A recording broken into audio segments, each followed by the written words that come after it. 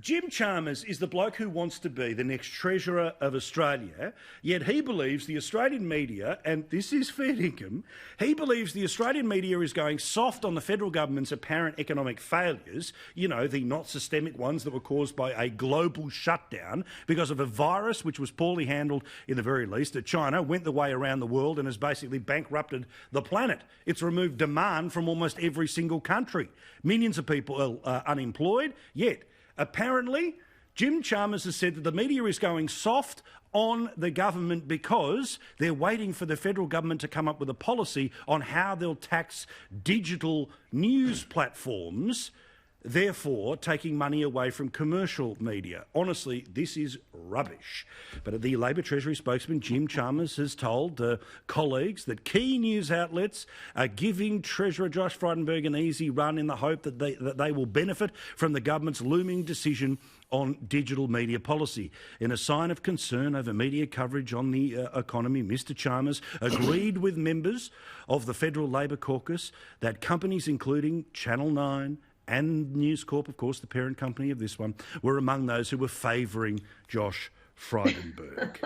Josh Frydenberg tore him a new one in Parliament this afternoon. Well, I know that the member for Rankin was the architect of $387 billion of higher taxes, Mr Speaker. Do you remember those higher taxes? The one the member for McMahon said if you don't like them, don't vote for them, Mr Speaker. $387 billion of higher taxes that the member for Rankin, who keeps his head down, said he was pleased and proud of. Well, Mr Speaker, there were $34 billion of extra taxes on super, Mr Speaker. There was $31 billion of extra taxes on housing. And there was a $57 billion retirees tax, Mr Speaker, that would hit some 1 million Australians, including around 7,000 in Eden Monero, Mr Speaker. I read today that the member for Rankin is blaming the media for his irrelevance, Mr Speaker. Well, how delusional and desperate can you get? He hasn't asked me a question all last week, and he hasn't asked me a question this week, Mr Speaker. The member for Rankin has his eyes on only one job that he can't even do, his. Correct. Sorry about the first 30 seconds. You didn't need to hear all of that. Instead, so, Nicholas, I look forward to this defence. They are serving up that apparently the government is getting an easy ride on its economic response, which included $200 billion worth of payments that have kept 3 million people in a job. But apparently the government is getting a soft run from media companies who are holding back because apparently we're secretly hoping for extra taxes on Google and Facebook. Exactly what scale out of 10 do you give this on the cuckoo clock? Well, I think Jim Chalmers is doing an absolutely fantastic job as Shadow Treasurer. He's one of the most whip-smart pollies going around. But as for the review of the digital platforms, like that is a review that has been going on for an inexorably long time. I mean, that review started back in 2017, don't forget, and you know it's now 2020. I mean, 3 years in the digital world is a lifetime. I mean, new technologies like TikTok are coming along, which my kids all seem to want to use. You know, Google and Facebook will be gone by the time they finish this review. It's moving at such a glacial pace. So I think Labor was doing a good thing by putting the blowtorch back onto the government and saying, when are you going to pull your finger out and actually do something about Facebook and Google and others that are ripping off traditional media like News, like Nine, like others, and taking their creative content and using it to make money for them.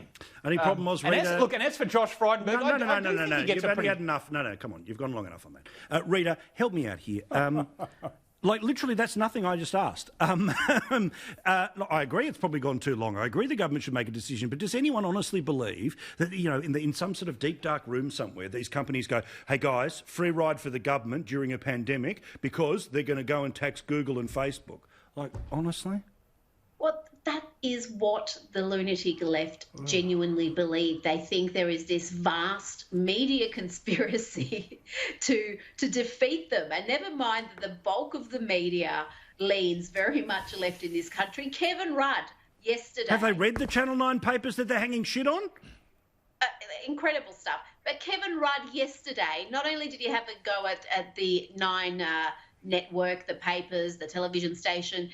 But he also claimed the ABC was leaning right now. I mean, how divorced from reality would you have to be to think the ABC is right-leaning? But that's what Kevin Rudd was claiming yesterday on Twitter, where he's making a habit of just ranting irrationally about these conspiracy theories that have defeated his prime ministership. I mean, it is just remarkable, because he was on Channel 9 on Sunday night saying, Correct.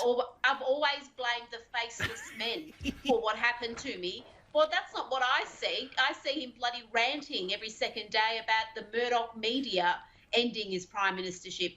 In the end, as we all know, it was Kevin Rudd who ended his prime ministership because his own colleagues couldn't bloody well stand him.